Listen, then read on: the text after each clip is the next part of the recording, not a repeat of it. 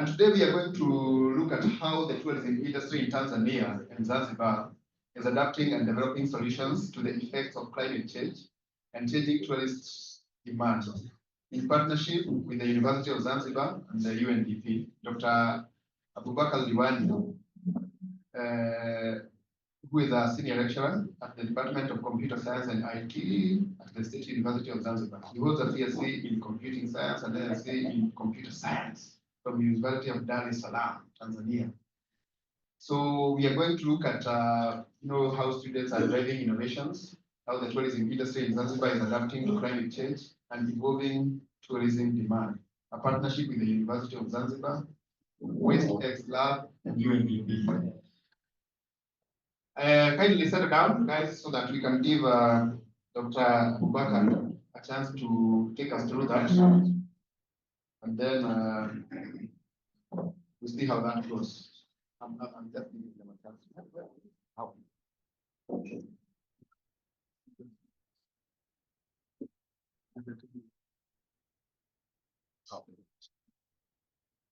Are we good? Good morning to latecomers.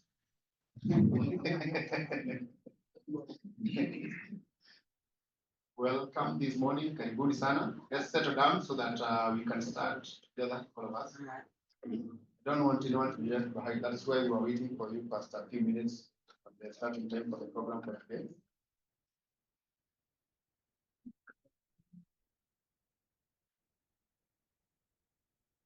Only we became the level leader today.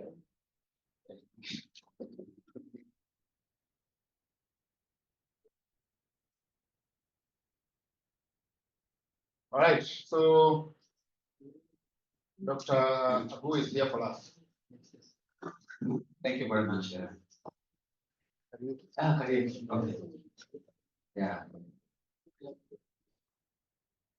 You really represent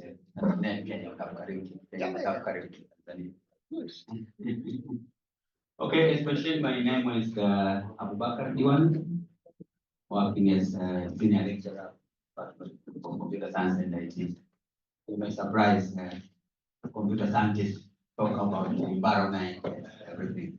Computer is like journalism. When you're a journalist, it's cross-cutting. You can be journalist in technology, you can be journalist in environment, journalist in law, and that's the same for computer science. And I used to tell my students that just to be to have a degree of computer science, to graduate degree of either computer science or IT, you are out of job market. Because the world has changed. You need to have multi skills, as we call it, multi competencies. Even journalists nowadays, we have journalists who have multi competencies. Journalists is supposed to cover the news, and I don't know whether you call it collecting the news, or to cover the news, then processing. At the same time, you're supposed to have competence. Then you need to have all those three competencies. You have to manage blog, you have to manage a YouTube channel. All those are extra skills that is out of journalist career or journalism career. Then that's why I'm here, computer scientist, doing something on environment. I also used to work as in a field of health. I used to work in health, and I was sometimes called a doctor who cannot do even injection to the patient. Yeah, it's a Zanzibar Circle Economy Workshop for Journalists and Communication. My title I've edited it a little bit, Student Driving Innovation, adopting Zanzibar's tourism industry to climate change and shifting tourist demand. That is my title. This is an overview. We understand this is most common to many areas. I was in Mauritius last week. Who is from Mauritius? No one. No one from Mauritius. Eh? Okay. 5,000.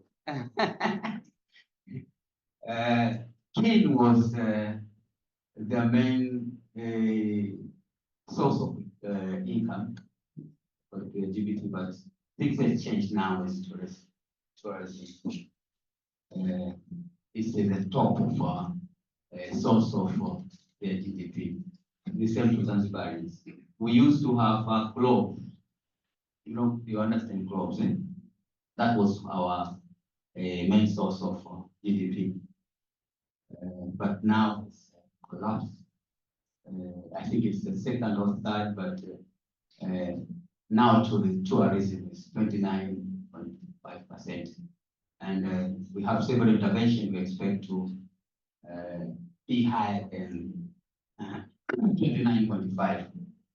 Now we have almost 1 million plus tourists in Zanzibar per year. So which is, and the intervention we are not stopping here. We still want to maximize this number of tourists in Zanzibar. And that's why we have several intervention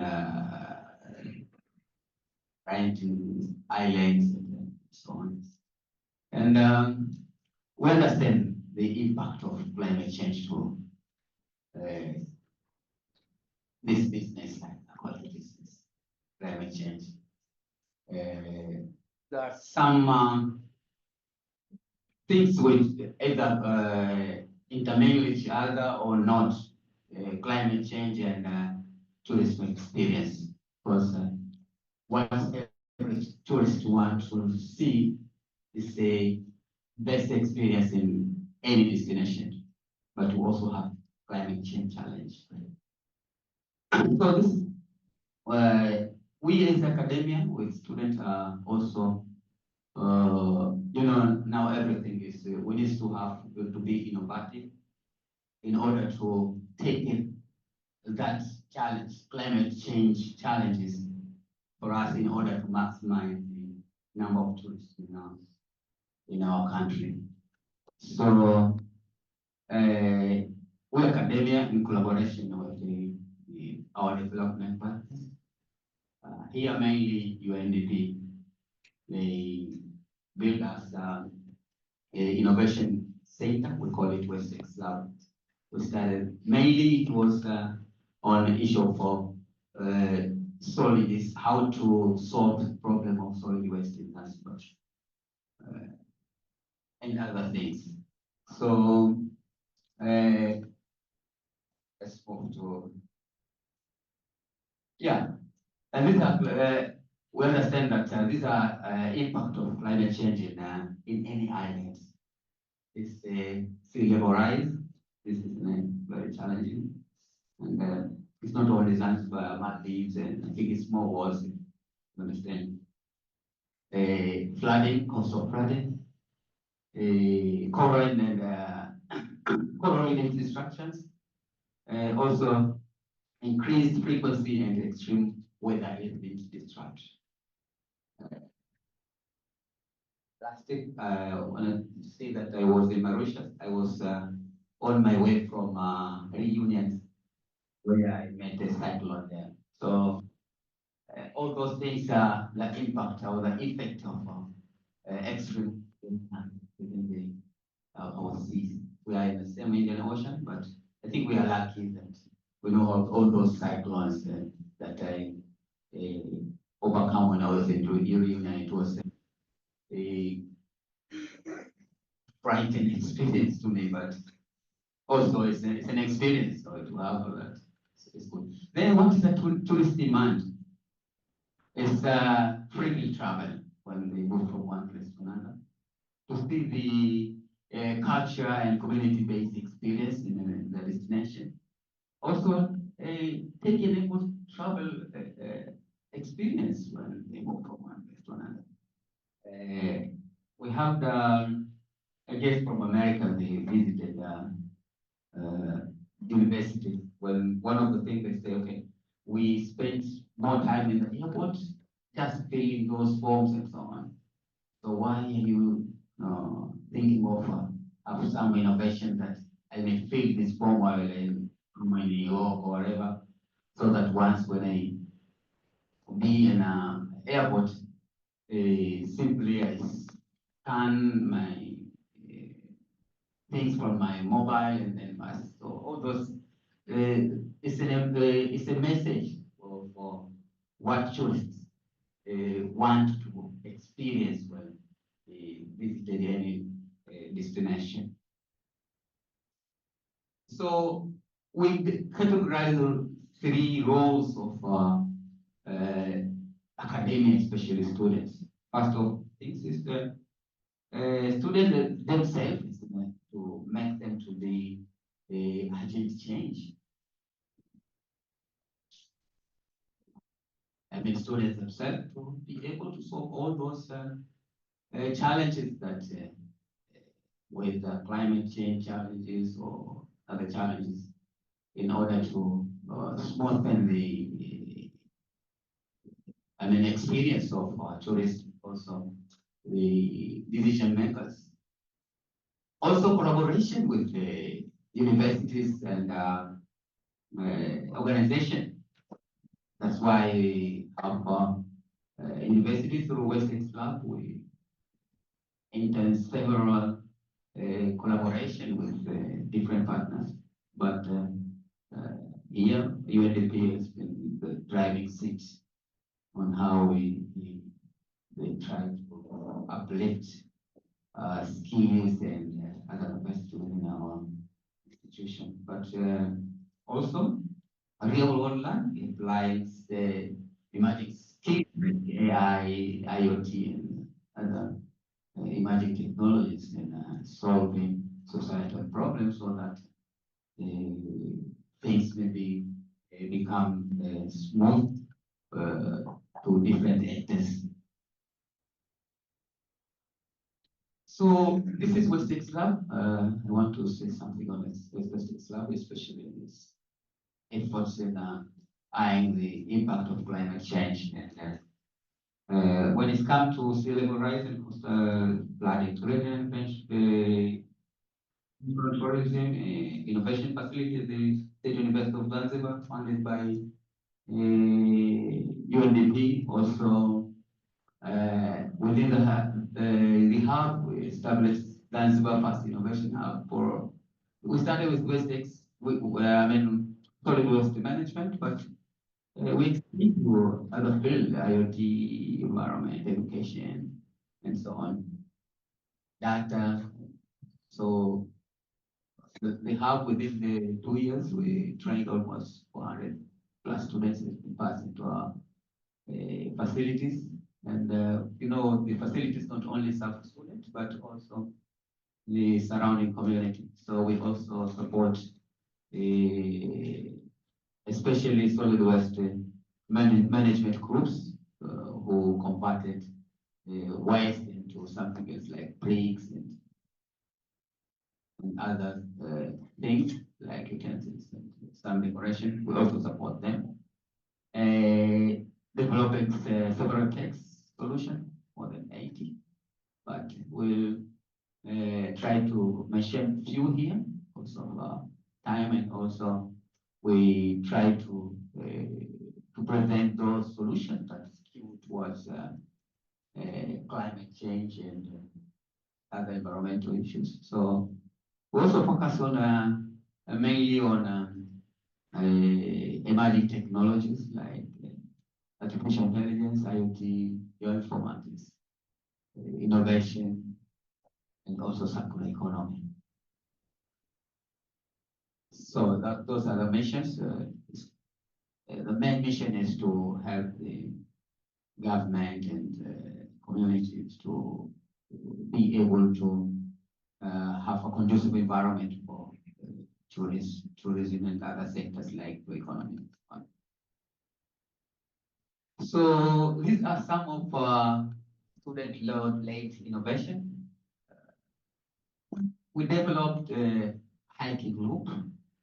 Mainly, we wanted to experience ecotourism and community engagement within the tourism sector. We used to see tourists arrive in the airport, cars waiting for him outside and take him straight to the hotel, and then hotel plan where he's supposed to go. Then all the way from town to Makunduchi or to Jambiani, there are several community initiatives on the ways that we wanted to see how those initiatives on the way, women who made some handcraft things, women who cook local foods and other activities on the way to South to be benefited on tourism. We have our motto here that we say tourism for all. Those who are coming from tourism. Then we want them to be benefited for this tourism for all instead of just airlines and hotels be benefiting from that sector. Smart bin waste management. Some group of students, they come up with state innovation on how they can segregate the waste as a pilot now, because even here at the hotel, we don't have separation of waste. You can see a separation of waste, no. So it's and this is I think it's 3 to 4 star hotel still we don't have that. So that's a challenge to us. That's why we also think on how the possibility of solving that combating illegal fishing, which finish the fish in our ocean, but also one of the illegal fishing method is to go straight to the mangrove and hit that mangrove so that fish can come out, which definitely impacted the great scales of tourism sector as well. Then we also have some innovation on coastal flooding resilience, how tech can help in solving this kind of challenges. So we also have technology-driven solution like AI power monitoring for illegal fishing to trace all who fish illegally,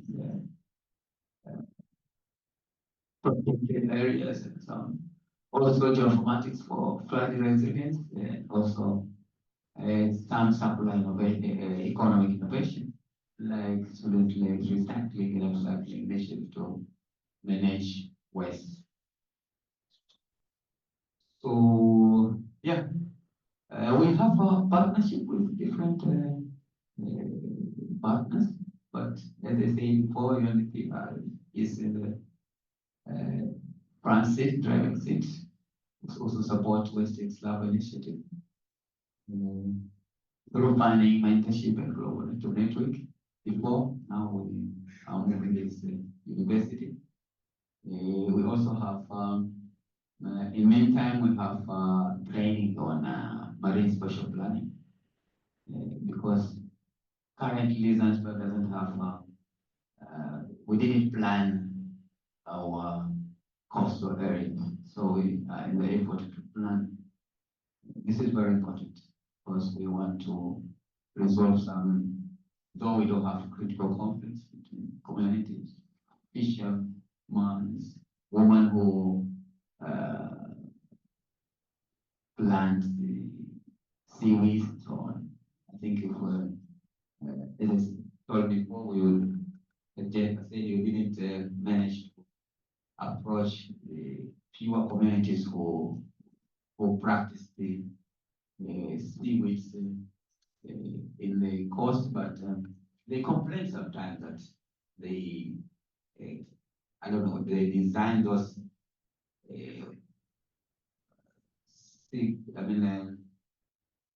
seaweeds, they plant seaweeds, and then fishermen can come and drag everything. Or those are some of it. This is simple because we didn't plan. We're supposed to plan these areas specifically for seaweed farmers, women, and this one is for fishermen. Then at that point, even the production of seaweeds may be also increase. Yeah, we have impacts of the Zanzibar capacity to adapt to climate change. That's the positive impact of the different propositions. Zanzibar is a leader in sustainable tourism, tourism innovation. Yeah, that's the one. Okay, yeah. Also empowering next generation. We believe that because in our innovation, we are not only equipping our students with tech know-how, but because with lab staff, not only technology students, but also environment, agriculture, and so on. So we create an ambassadors who we believe that when they graduate, go into different sectors. Then we have environment sensitive employed within the government, or if someone working in private sectors also can represent the positive ideology of preserving environment for not only for future generation, but for also for the tireless effort of the government to see the increase of tourists in the country. Yeah, those are so. Yeah, we have several initiatives like Resilient Academy, which this is an initiative before was funded by World Bank, but we still sustain it in the university as an internship program to our students. So we have different students from different specializations who work in climate data and also climate databases. So they work in AI, JS, and other things. So students gain practical experience and contribution to real world challenges. Also, to the industry, they benefit from fresh tech employment. So this is the key takeaway from my presentation. My presentation highlights critical roles of students and innovation in addressing climate change challenges, and also to showcase the impactful partnership between academia and academia development partners, and also government sectors. Also, students are driving innovation solution to adopt Zanzibar tourism industry to climate change, and also to see how they incorporate tourist demand. Partnership with schools, academia and development partners. We realize that there's critical roles in shaping the demand, tourist demand, and also climate within the Zanzibar. Also, sustainable tourism is not just an option, but it's also necessary for us. And what we call, our call is to support students with initiatives in investing in sustainable tourism, innovation, but also collaboration to build the resilience and the tourism industry in the country. Yeah. We still expand because, tech is something which, our emerging change, we can say even in a meeting, many, we're not supposed even to say daily basis. is in a mini space. So we try to see how we can utilize any changes happening in the world. And also strengthen regional global partnerships, support more startup and innovations. Also support the Zanzibar digital and blue economic transformation, which is an ongoing process since 2020 when new government entered the power. Thank you very much. Thank you very much for this.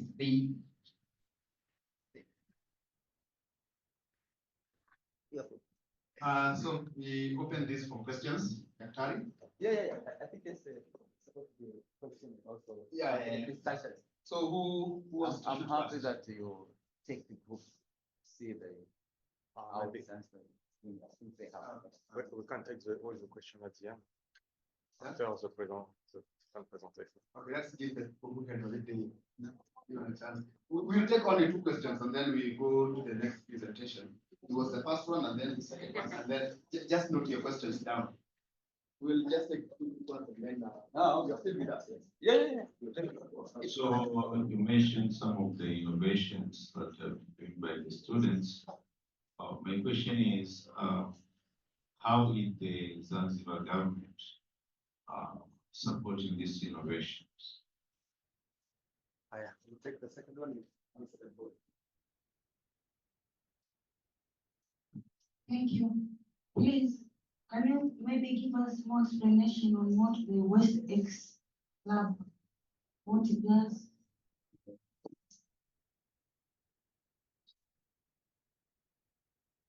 So we'll answer those 2 and then the other ones after the other presentation. So we can take them all.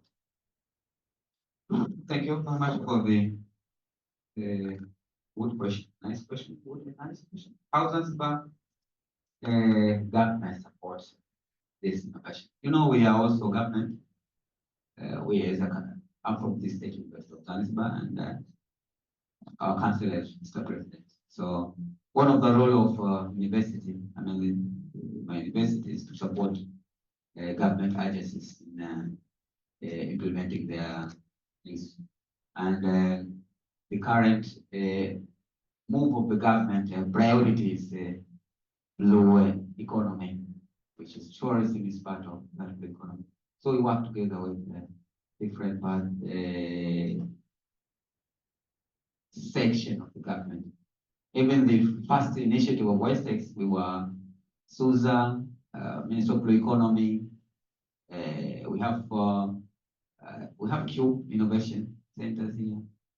Those we work together and they are part of implementation within the WestEx lab. But apart from that, even the government utilize some of innovation.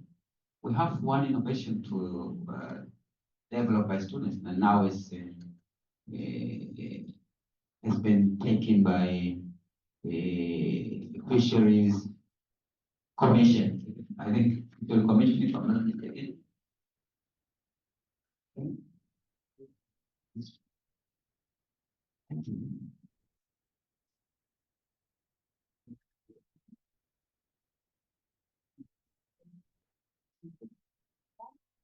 Is it the Tourist Commission? No, is it the Fisheries Commission or what?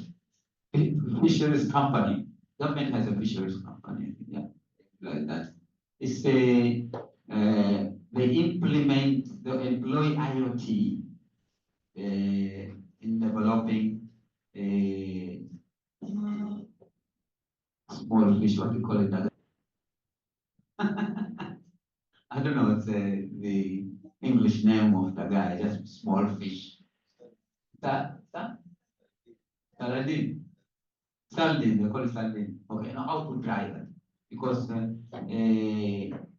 people just they dried using the sand, but they were looking for innovation on how we can dry that without using sand. So they come up with innovation. So they are the one who utilize many innovations that come from WestEx. And another question is, what is WestEx? WestEx is innovation initiative funded by UNDP Tufuza. You know, we used to have one innovation center, we call it, but it's not tech innovation center. So they wanted to utilize university as a sustainability organs, sustainability efforts to initiate the facility, and then when they left, then the facility can continue to operate. So we started with the innovation challenge, where students come up with their innovation. Then when the innovation campaign ended, the facility handed over to the university, which I'm heading it until now. And we expand from solid waste to other things. We even use university, use the facility as a, now we have a project, we call it HEAT project, component of developing university, digitization of the university. We are the one who are given the roles to work on that of the university, which is not part of, solid waste, solid waste management issues. So we move to that area, we conduct internship program within the facilities, and many initiatives. It's like UNDP has give us something which is really neat, you know. In Dar es Salaam, there are several facilities, you know, who are coming from Dar es Salaam, but here in Zanzibar, you are advocates in women, we have one thing. In Susa, we have more female students compared to male students. Because we Zanzibar, we don't want our female students, female kids to go out of Zanzibar. So they didn't benefited from hundreds of facilities in Dar es Salaam. So we were really wide need of that facility. So it revolutionized the career of students, especially female students. Today is Friday, and I'm traveling, but I wish I might visit my facility, university. Maybe some other times in my visit.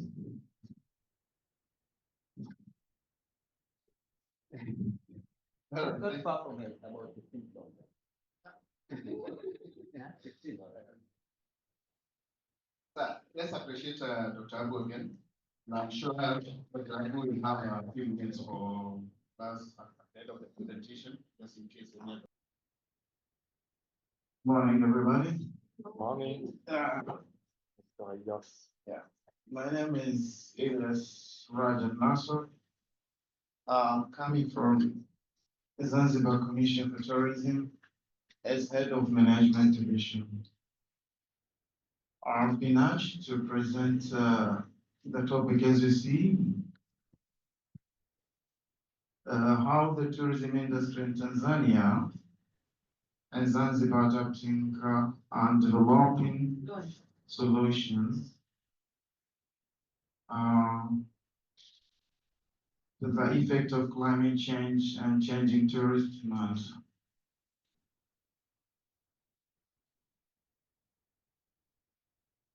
First of all, I would like to introduce Zanzibar. I think everybody knows where Zanzibar is, but I would like to say that Zanzibar is consisting of two main islands and the other 53 small islands surround these two big islands. The main island is called Unguja, and her sister island is called Pemba. So I'm going to discuss or to explain about the climate change in Zanzibar, Then how does climate change affect tourism in Zanzibar? And what measure has the government taken so as to adapt and mitigate those impacts of climate change? And lastly, I'll talk about our Green Zanzibar. That is an initiative from Zanzibar Commission for Tourism. This is a special campaign for sustainable tourism in the islands.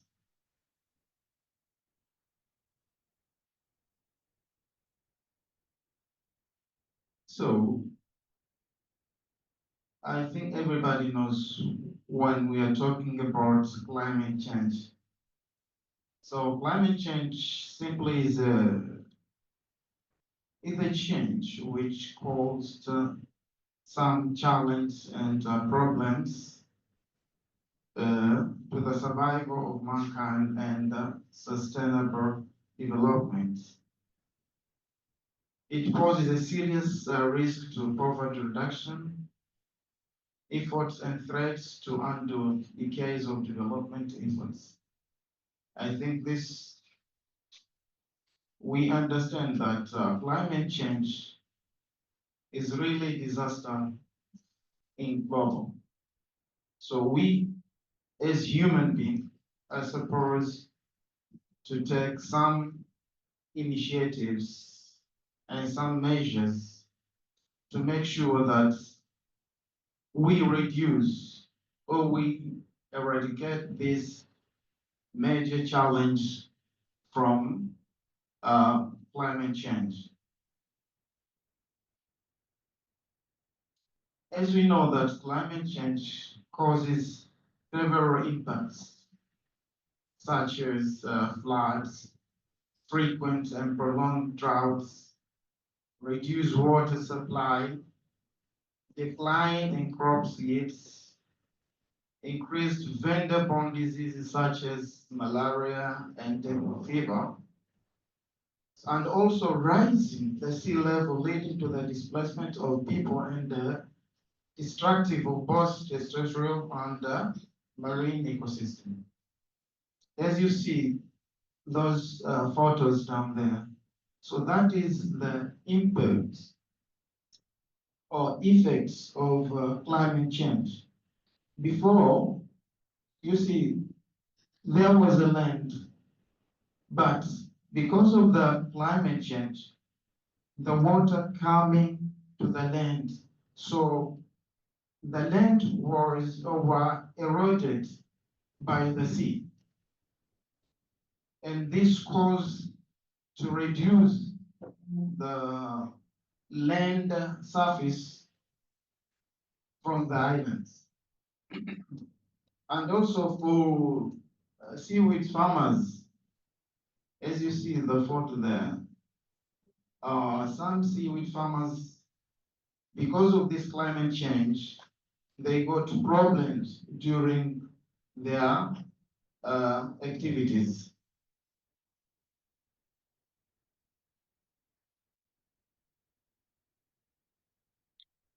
So now let's look on major effects of climate change in Zanzibar.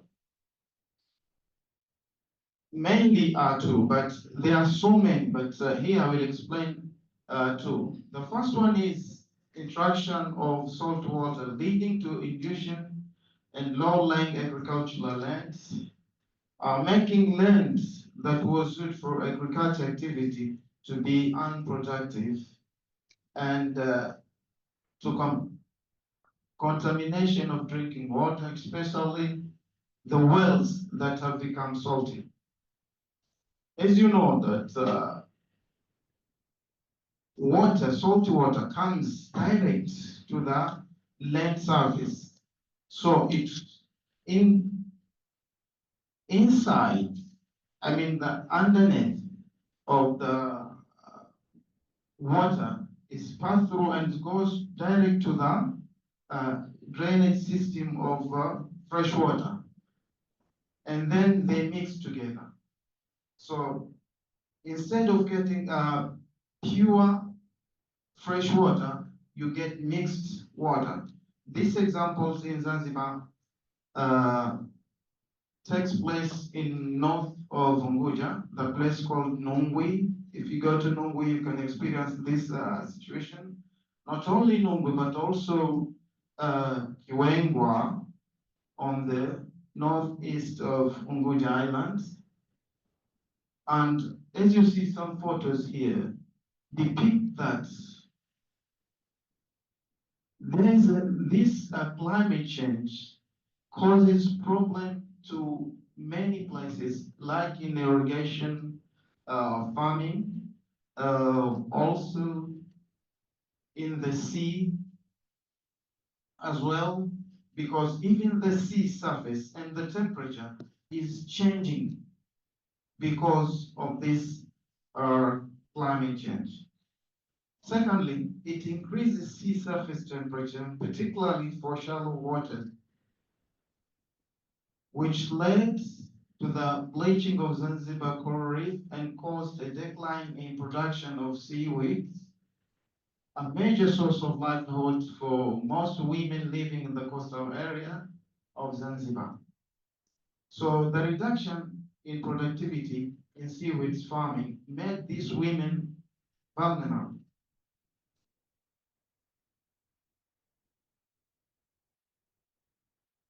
As you see in these photos, each one depicts how the climate change affected. On the top, you see the rocks, but before that water goes straight to the land surface, there was a land down there. Okay, but when the climate change comes, so the water, the tide of water from the sea goes directly to the land surface and destroys. And also, bottom down on the left side, you see this is a sandbank, which you can see nearby here. The sandbank was very big, but nowadays, from time to time, it reduces its area because of the tide, because of this climate change as well. And also on the top right, you see the coconut trees.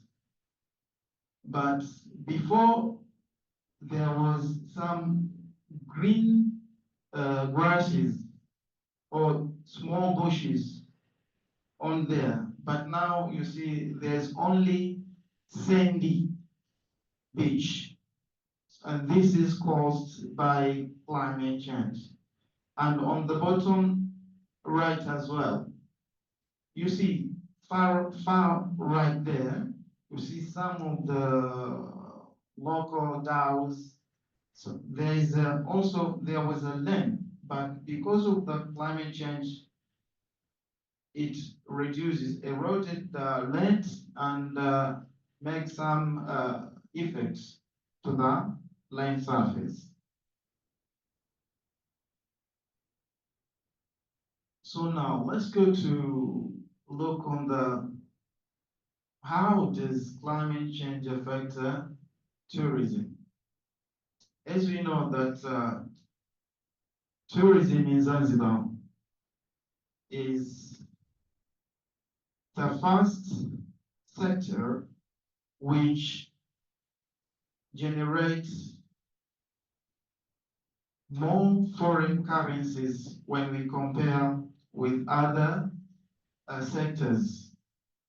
But before tourism, as my previous presenter here said, we had clothes, but now the clothes have that sector has been declined, so the tourism sector take that chance, and about 29.2 its contribution to the GDP of Zanzibar.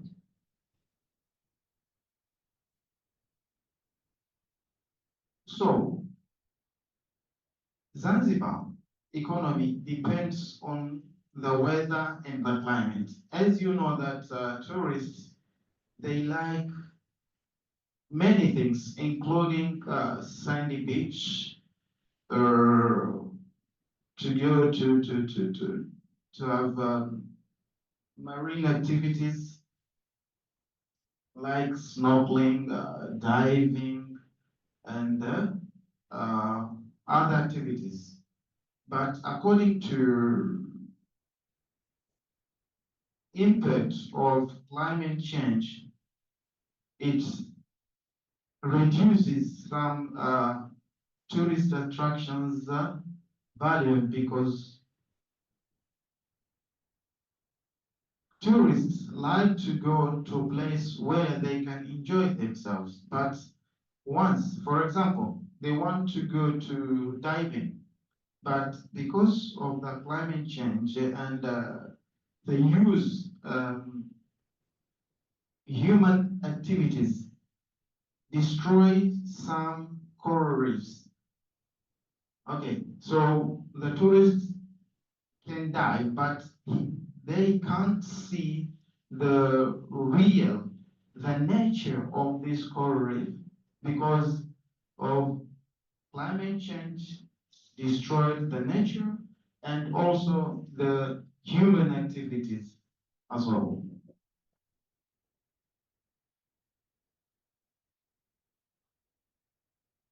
So the islands are also affected by regional patterns of extreme weather, which led to major events such as floods, droughts, and storms. Just last week, there was a very heavy winds. They're coming from south of African continent, go straight up to north. So this situation make the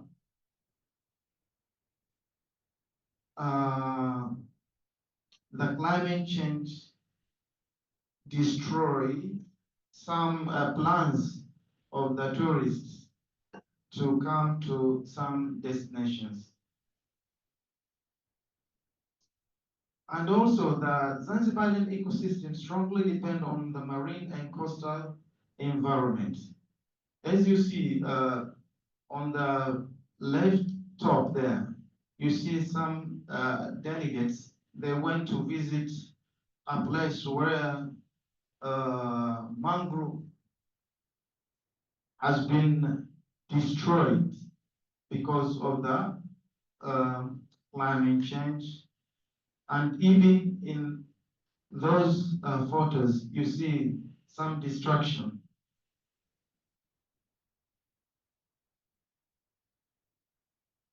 So now let's go to some measures which the government of Zanzibar has taken. First of all, Zanzibar government has taken measure to make sure that the policies of different institutions in Zanzibar go hand to hand to the climate change.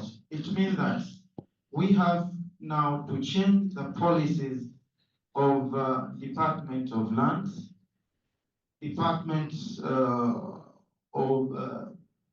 Environment, and even other government institutions. They have to make sure that they change their policies, and the policies can include the climate change impacts and mitigation and adaptation in their policies to make sure that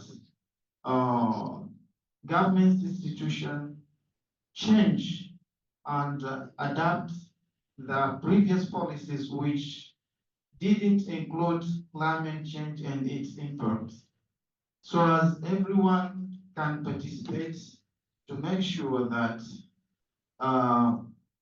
climate change is taken care and the measure to make sure that they reduce that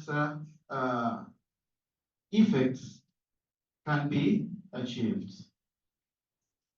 Not only that, but also the government have taken the measure of construction of dikes to reduce impact of salt water intrusion on farms.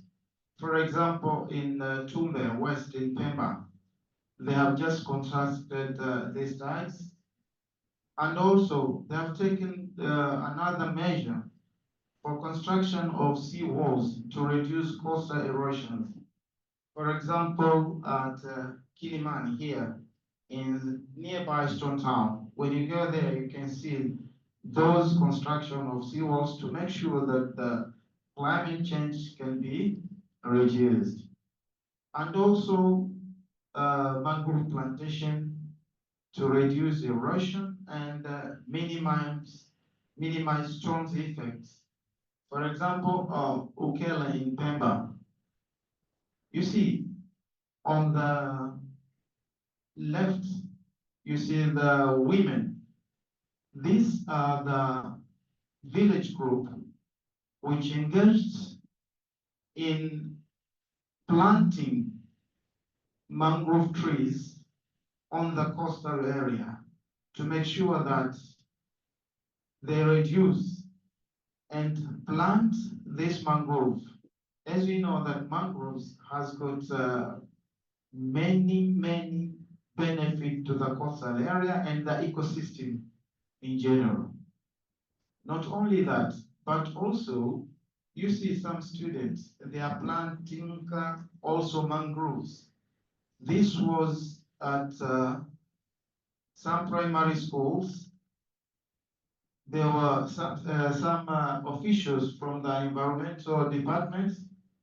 They go to some schools just to educate or training and doing some campaigns to make sure that mangrove trees are planted across coastal area in Zanzibar.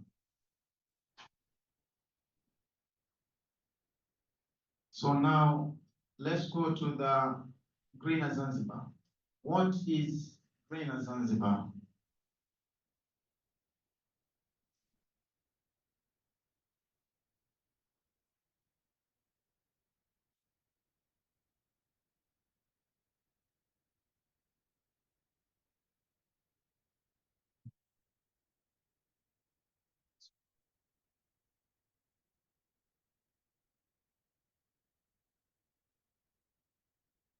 Okay, so now we go to greener Zanzibar.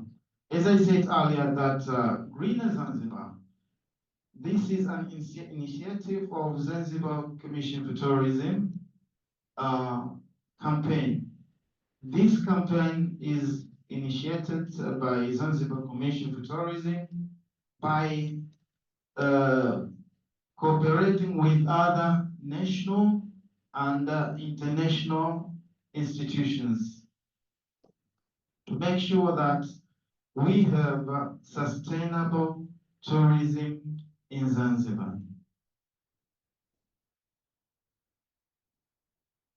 In this campaign, first, we consider mainly sustainable food from sea and lands. So at least one local sustainable food option is available and communicated to guests with every meal. So the picture depicts that there are about some Zanzibar seafood guides at Spice Farm where you can taste all the sea and land foods. On the land foods, those are organic products. That means that this food is used only natural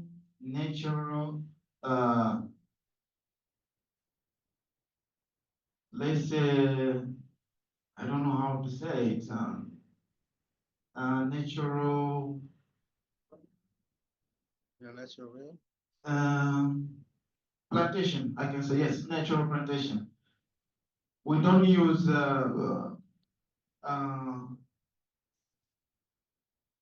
chemical pesticides. Yes, that is organic. So what this means? It means that we prioritize purchasing products in a season from local farmers and producers, especially those using sustainable farming practices. For instance, organic and permaculture. Secondly, in this campaign, we make sure that waste management is taken care. We do some campaign to tourism stakeholders. We go hand to hand to clean some areas, particularly in the tourist areas. We go together with other tourism stakeholders like ZATO, Zanzibar Association of Tour Operators, as well as ZATI, Zanzibar Association of Tourism Investors. We cooperate and we do these campaigns. So we do these campaigns for waste management in different places and to coordinate efforts to increase action of more sustainable waste management in Zanzibar, including staff and supply training, strengthening of reducing reuse and recycling initiative, decrease in waste of all kinds, especially organic and plastic. And the third action or activity we do to make sure that space of nature and restoring ecosystems. So we used to train gardening team to identify and increase indigenous plants and control insensitive allied species in the ground to make sure that aiming for an increase in wild and natural habitats, space for nature. So this is the second activity or the third activity which we use in our campaign. The fourth one is support local Zanzibar culture, knowledge and expertise. When the tourists come to Zanzibar, he expects to experience different items, different knowledge and expertise from the local. So we support the local and increase offers to Zanzibar cultural tour, increases in local cultural elements on display in tourism operation and incorporation of heritage sites into tourism value chain. So this means that when the tourists come, the tour guides, they're supposed to assist the tourists to explain to the tourists that you can go somewhere, you can find these culture items, you can find the local culture. So they used to pass through those places and try to showcase them to make sure that the tourists get those explanations. And also, in our campaign, we try to reduce greenhouse gas emissions in our operations. Prepare criminal emission reducing plan, including such measures as installing by LED lighting and adopting a dark skies out of the light policy. That is, we make sure that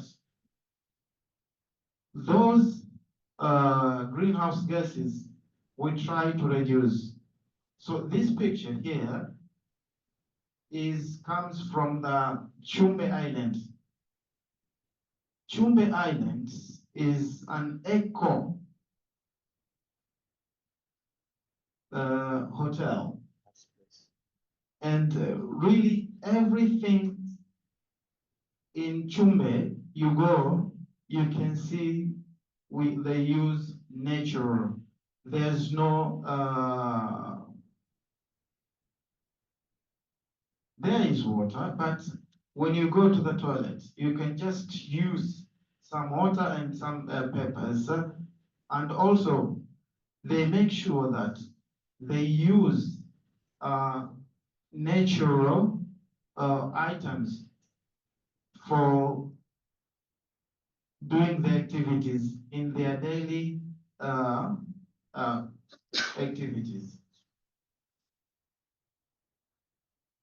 So we said that right now, cooperate with us to make sure that this campaign can be sustainable to the islands and to the tourists as well who come to the islands.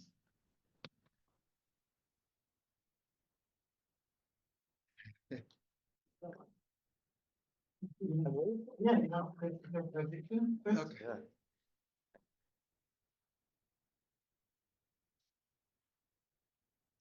Okay. Thank you for your attention. Merci. Okay, let's have question. Thanks, Sana. Halili, what do you want? Not a question, but can go for yes. Okay. In agree that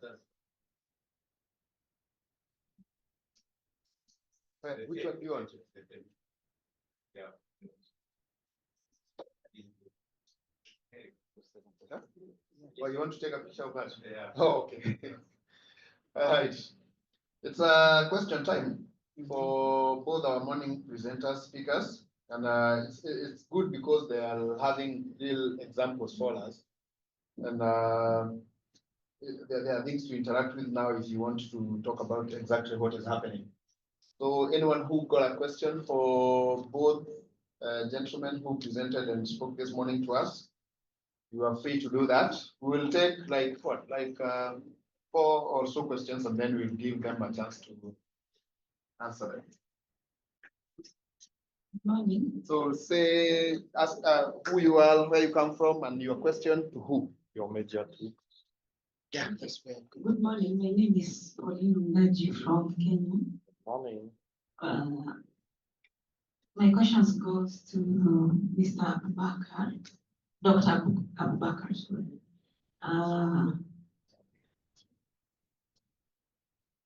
I have three questions.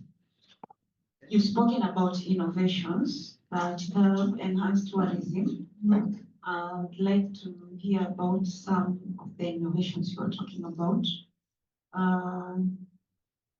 I also like to know some more explanations on sustainable tourism. What you mean by that and how it has been applied in Zanzibar, and as well as the smart tourism solutions you are talking about. And another thing, I heard you mention about AI powered solution, I think, to monitor illegal fishing. Is it something that you can elaborate more on that? Okay. Good morning. My name is Rosemary Funchal from Capital FM in Nairobi, Kenya. My question goes to Dr. Bakar. I would like to know the innovations and technologies you have invented here in Zanzibar to curb manipulation of supply chain and hiking of prices of seaweed products when you trade abroad.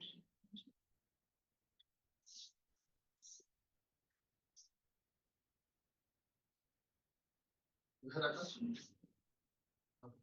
Who else has a question that you want answered by our presenters for this morning? Dr. Bakar?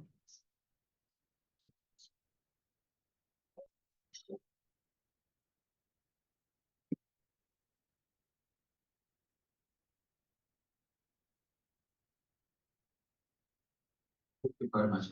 I'm questioning me. Realize that you are right. Some questioning. It's just yeah. Awesome. That's Yeah. good. No. Especially sustainable tourism. I think we're responsible. Okay, it's from your name, sorry? Eh? Pauline. Nice. Okay, you asked on sustainable tourism and also smart tourism solution, and also AI solution. Two things we can categorize in one in bunch. Smart tourism and AI. When you talk smart, means automate. Everything is automated, and now the catalyst of automation now is AI, artificial intelligence. So we try to give our students these skills first, and then they utilize skills on their innovation that they have been invented. So I talk about smart dryer, smart dagar dryer, where they employ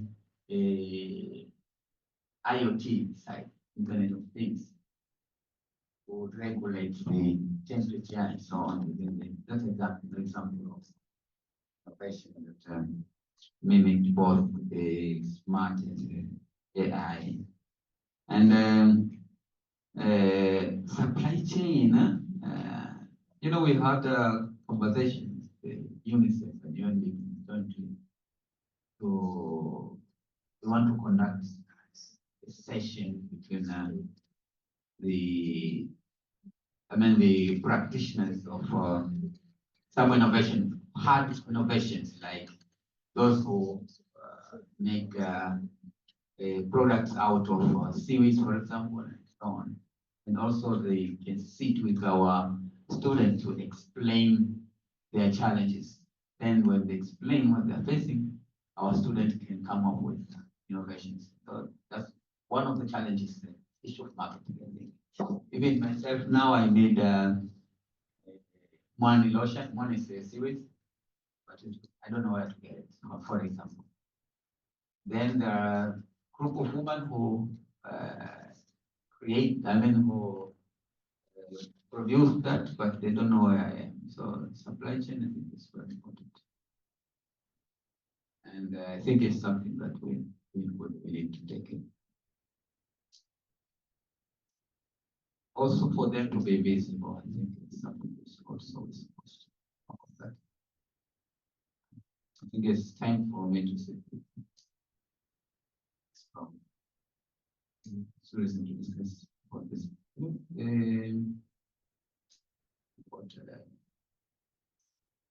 Sustainable tourism. I know you have several efforts to combat this sustainable tourism. For us, we try to innovate solution to combat maybe a result of climate change, like to sea level rise, also smart system that can track illegal fishing, where the system use geospatial coordinates and other information to monitor the protected areas. We have several places where the government has protected that places for either sustainable fishing, which also result in sustainable tourism. So those are the kind of solution where they mimic take for AI and other machine learning skills too. But we also have other hard efforts by our colleagues from tourism sectors and also blue economy ministry.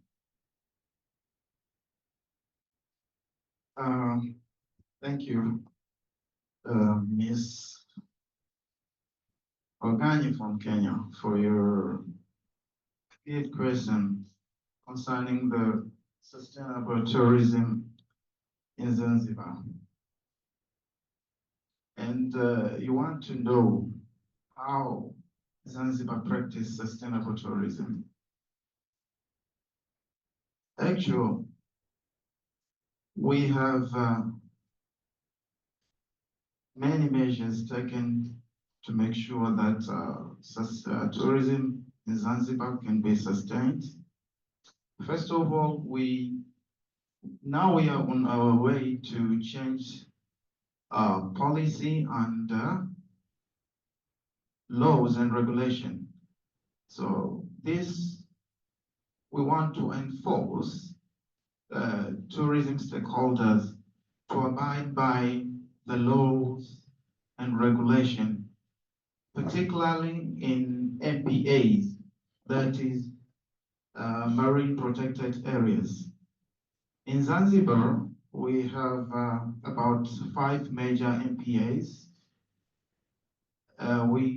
Namely Mimka, Menai, Tumka, and for Pemba is Peka.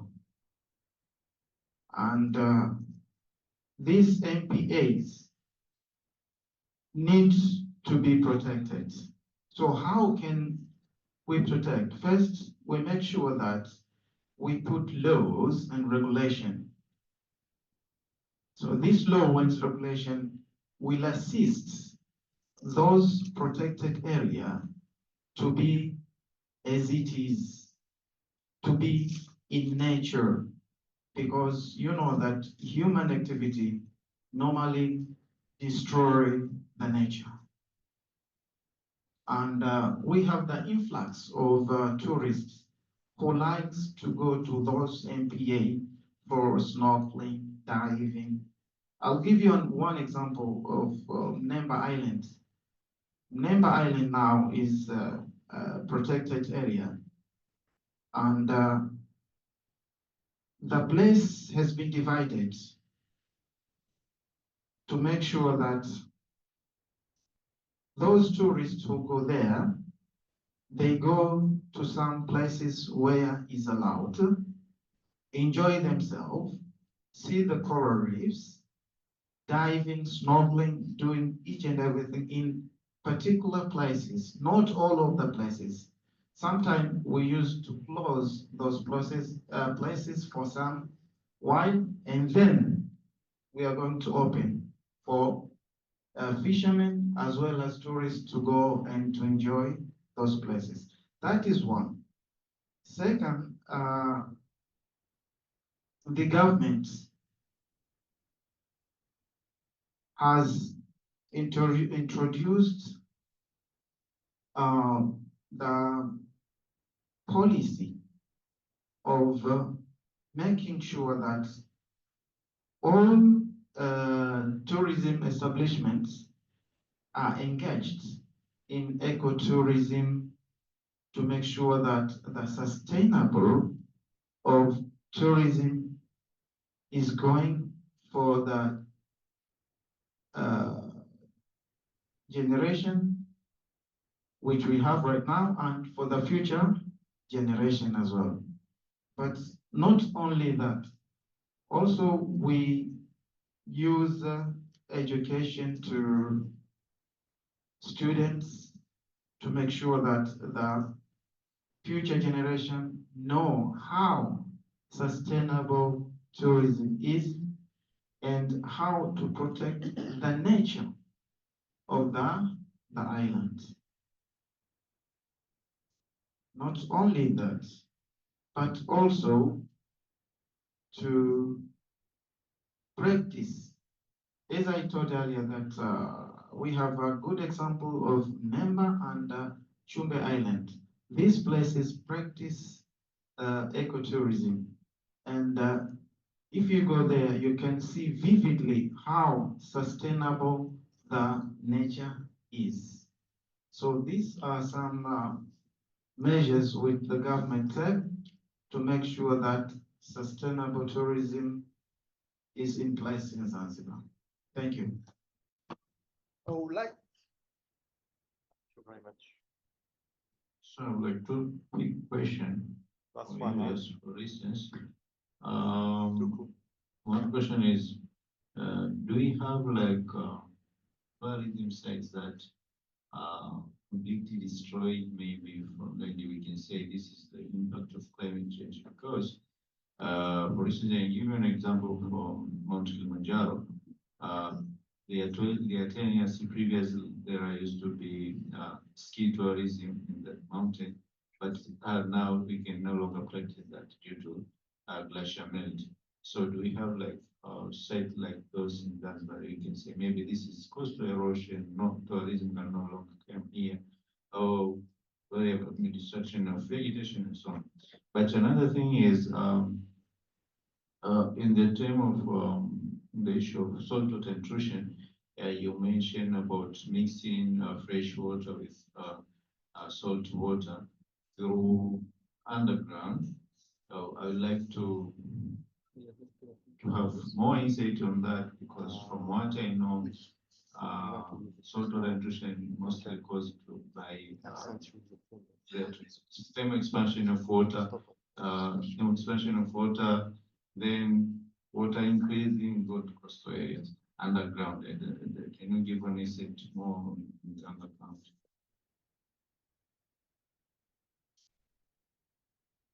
Thank you. First, I would like to answer the first question, which you want to understand the real situation or real example of climate change in Zanzibar on the side of tourism.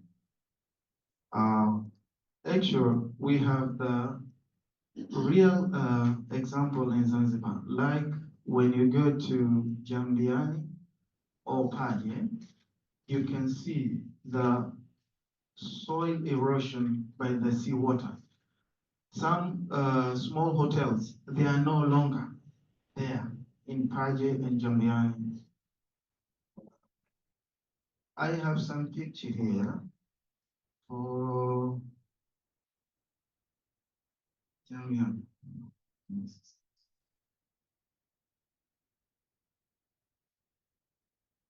Yeah, maybe I add something. I'm talking as an academician. It's research. You are very right. That the result of there is a mitigation somewhere. I mean, reason maybe something intervention has been exactly somewhere, then water moves straight to, because water you cannot particularly divert water, but it can definitely find somewhere else to go. We had before we have port. Our port has followed our passport, our old port, water. But in a new port, was like we removed that all of the thing that area. So it's happened that somewhat. So that's one of the reasons, but also the heat. I mean, due to high level, I mean the rise of temperature. So the issue of what melt ice. I mean, is it's just melting. So also the major victim is we who are from the islands. I think you understand the crisis of Maldives now. They even say that there is possibility much. So we islands were at risk of even the intervention in a global destruction stage.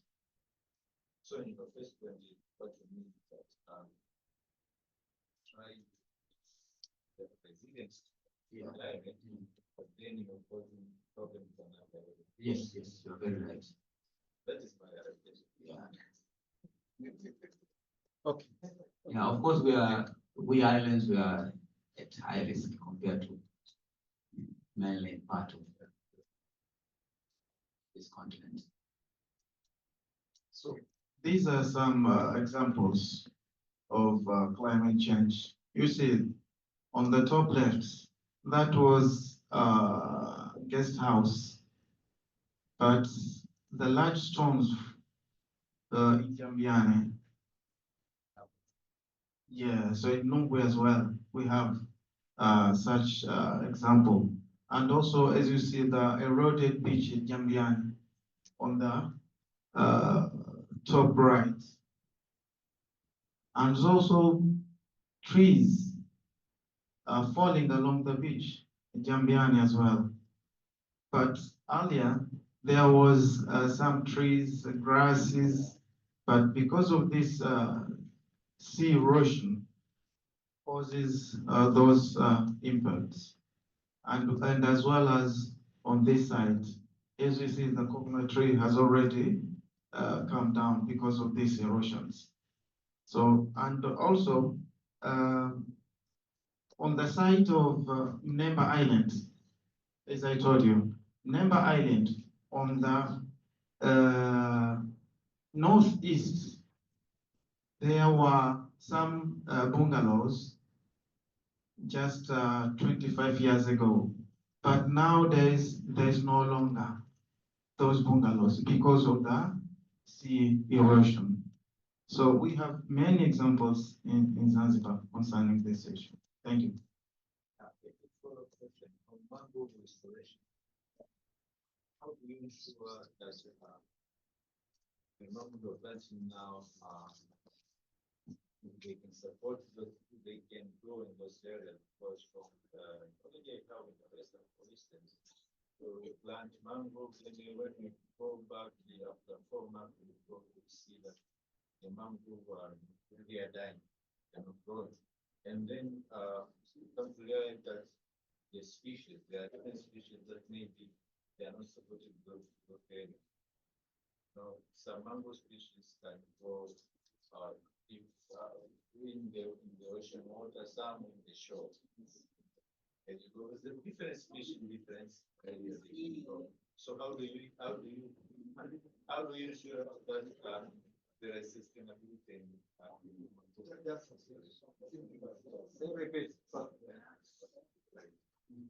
I think when you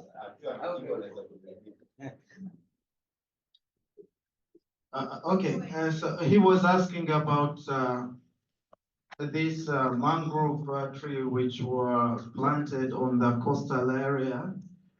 How do they grown up? Because he experienced in somewhere that after let's say 3-4 months later, those mangrove trees has come dried or they died because there was no one who take care for them.